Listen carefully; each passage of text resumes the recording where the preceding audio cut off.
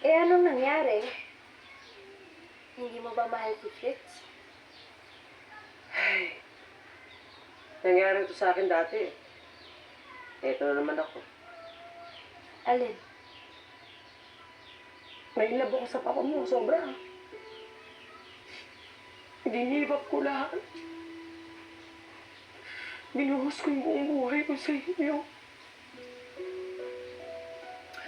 One day, anak, tulad ni Kuya Rismo, kayo ni Tofi, kakapamilya kahit si iwan niyo rin ako tulad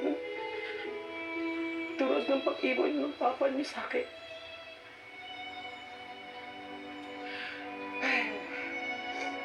Ako may problema eh.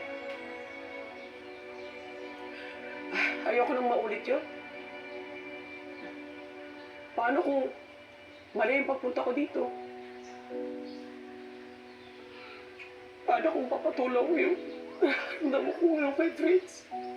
Tapos iiwan lang niya ako. Anak, ayoko nang maiwan ulit. Hindi ko nakakayanin.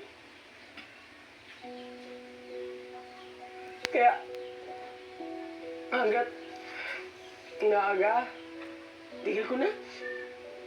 Mas kaya ko pa yun. Pero alam mo, sa totoo lang,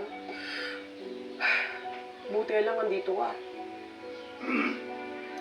Kaya napaisip ako, ano bang ginagawa ko dito sa Denmark, ha?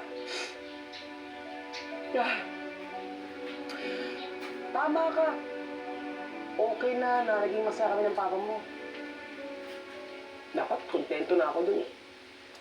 Ikaw, mga kapatid mo, si Ate Miguel.